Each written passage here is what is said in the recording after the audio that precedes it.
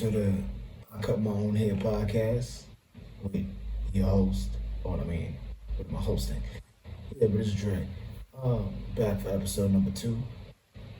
These are the first couple test run joints, so they might be a little sloppy.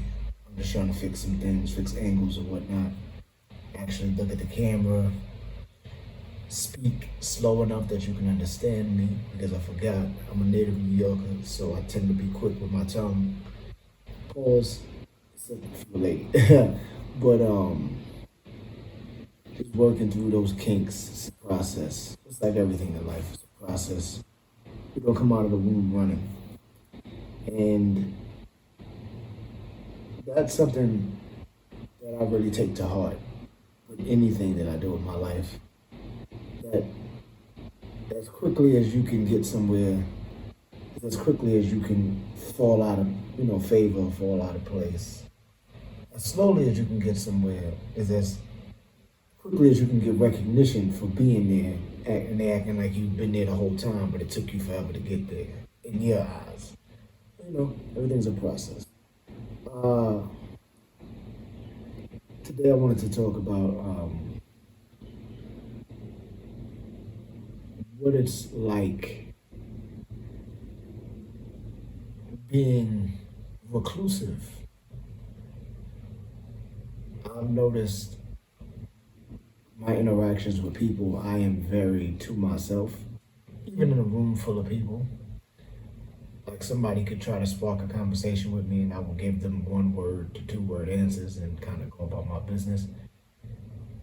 And it's not because I have any problem with those people, it's just because I like my solitude, I like my space, and I like to not have to take on others people's energies, and not to sound all like I'm sleeping with crystals and talking about chakras and whatnot, but to put in perspective that a lot of times people want to interact with you only just there's no purpose or cause, and it leans towards that idea of like getting rid of small talk, let's get to the point kind of situation.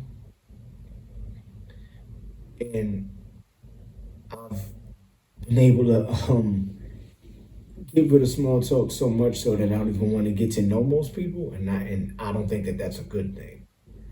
I think that you should want to create bonds or whatnot because humans, we are here to interact. We're here until we're not. So live your life as long as you possibly can, doing as much as you possibly can, because you never know when you won't be able to do anything else at all. You don't know when that'll happen. And I think that's the wild part of it all. Like when you think about like the kind of character traits that each and every one of us have, the reclusive people, the outgoing people, the people that are on the people that are both. I mean, because everybody could be anything at any time, but the people that tend to be in those categories, like they do those things most often of the time. Like that just you can be like, oh yeah, that guy or that girl, they like or whatever, or that guy, that girl, whatever they identify as, like going out and making as many connections as possible. Oh, that person likes to just be to themselves as much as possible, or whatnot, and you know them for who they are within that, and they find their path to their whatever they deem to be happiness through that. But like you wonder with the way that we are as far as like reclusiveness, the negative side of it would be that sometimes you feel like, ah, I want to go do some stuff. But do I really feel like being around people while doing said stuff? But I think the thing with the reclusiveness, though, what I found is I've made my home like a sanctuary. Like where I live now, I would rather be in the house all day than be outside because your home should be your sanctuary, especially if you're reclusive, right? And if you're outgoing, you should make outside your sanctuary. find as many places that you need to chill at, be around whatever, the right kind of people, right kind of vibes or whatnot. Let me not put my hands in front of my face because I'm trying to record this at the same time as I'm recording on my MacBook. As I'm staring intently at this damn camera like I'm giving a confessional. I feel like I'm in prison. I got a kufi on like I'm a prison Muslim, you know, but assalamu alaikum to all my Muslims out there. Uh, my journey, I'm going all over the place, but my journey into Islam is still fairly new. Like a year or so, figuring things out. I actually got to go to some mosques out here because there are some in Phuket that are like 10 to 15 minutes away from where the gym I am at currently. But check those out this coming week because there are a lot of like foreigners here, like a lot of people from Dagestan or whatnot. So there'll be a lot of like foreigners at the mosque, but excuse me, there'll be a lot of foreigners at the mosque, but there are also a lot of Thai Muslims here. So that should be different. And with Islam is seems to be big on community, but I really like to be to myself. Like I don't have a problem with communities. I just you don't gotta call me. Um, and I think I like to be to myself. I've been like that since I was a kid, though. Where like I can be in a room full of people. Like I can be at daycare. My mom would tell me I'd be at daycare, just sitting in the corner playing with toys by my damn self. So you know those habits have followed me into later stages of my life. And I don't want to necessarily get rid of them. I want to expand upon them in a way that is healthy for me to be able to prosper in life. I think a lot of the times we put ourselves in positions where we don't think that the character traits that we currently possess are conducive to us being the best that we could possibly be. Sometimes that may be true, but sometimes it may be because you haven't found a way to adapt to the environment that you're in. Because in the end, the world that we live in, we live on this planet, but we've created an ecosystem for us to be able to survive and thrive in. So you have to find a way for yourself to adapt, you know, to the ecosystem to be able to survive and thrive, and not necessarily think that you always have to change the outside. Sometimes it's really you have to look within yourself to figure out how to best live with the outside.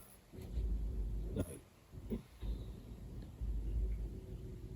to put it in better terms, because I feel like I'm going on some kind of philosophical rant, like I'm some person that's about to sell you something in the next 30 seconds. If you look at, I heard a joke or whatever about some dude was saying, it's wild how like we tweet and post about everything that goes on in our lives on a daily basis with the proliferation of media nowadays. But they were like, but you don't see like a zebra posting about its family being mauled by lions. Like it just gets its ass whipped by some lions and then slinks off and kind of goes about his business to figure it out. And you like, puts things in perspective. One, like, yeah, that's true.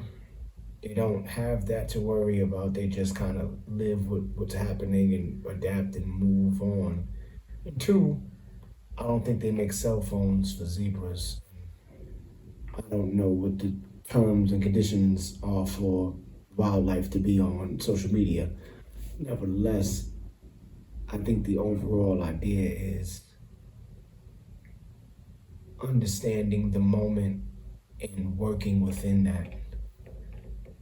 And excuse me, just crack my knuckles. That probably sounds wild over a microphone.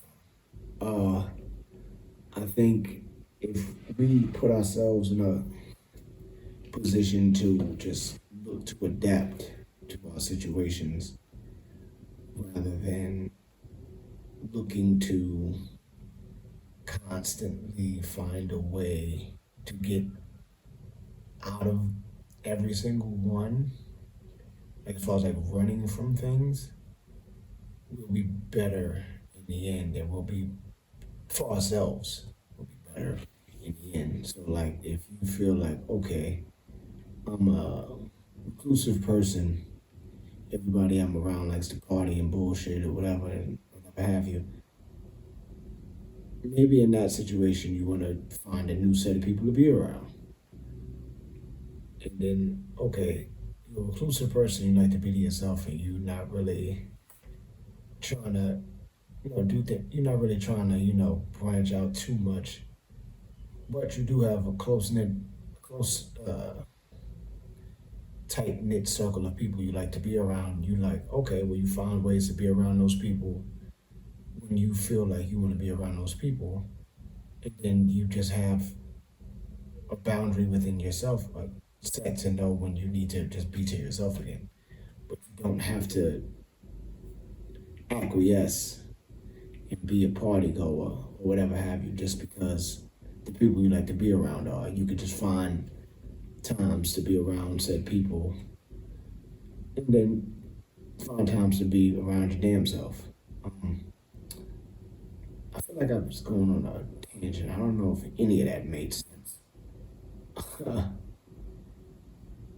just here trying to see if I'm making proper content for my damn podcast to make have any fluidity to it. Taking control, taking charge, or whatnot. Cutting your own damn hair, so to speak. Uh,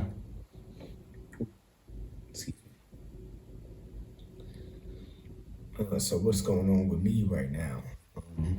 As I said in the last episode, lost my last two fights, fighting way out of my weight class. Got a got stitches. I don't know how many, because when the doctor was telling me he put cotton in my ears, so I couldn't hear him. I do know I can get the stitches off in like the next 2 or so days. So I'm gonna see if I can go by the pharmacy or something, if they can remove them and give me some antibacterial cream or something to put on it so that way the cut doesn't get infected or whatever have you. Other than that, I'm fine. No bumps or bruises. I did shave my mustache, so now I really look like I'm in prison, like a prison Muslim, like I'm about to try to convert somebody or I've been converted. Like this is Oz. Oz was a wild show, actually. No, not like this. Well, no, actually, no. I don't think any of the Muslim characters in Oz felt the really dark side of Oz. I mean, some did die, but none were prison violated, if you know what I'm saying. Uh,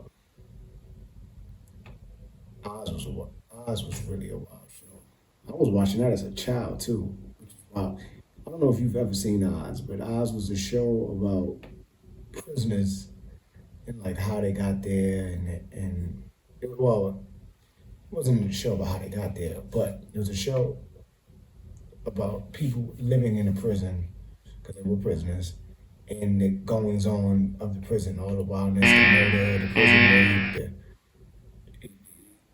the backhanded stuff about the politicians, everything. It was insane. Like that, the intro to the show was insane. Like the music would come on, who, whatever have you, and there would be somebody getting a tattoo of eyes on their arm in the intro of the show.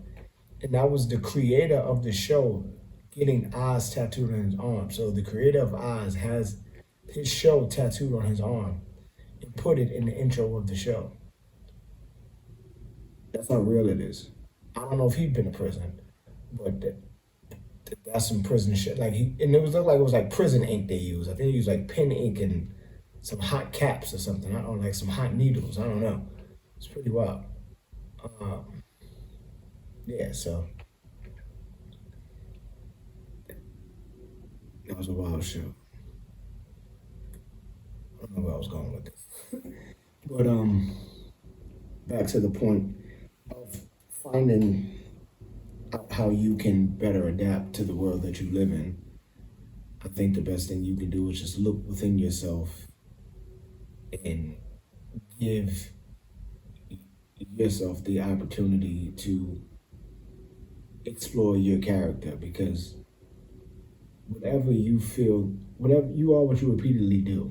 I think that was like an Aristotle quote or something like that. But if you are aware that you are what you repeatedly do, and if it's yielding the results that you like, then see how you can advance that. If it's yielding the results that you don't like, see how you can change that for the better. I feel like don't let anybody make you be a different person simply just to be able to fit in. This sounds like some after school special shit right now, but basically, you know, take reins of your life. Like, do you? Any of the other metaphors and analogies you can think of when it comes to that. Because you'll be surprised how many people live someone else's life. So, with all that being said, make sure you take full control of you so nobody else does. All right, peace.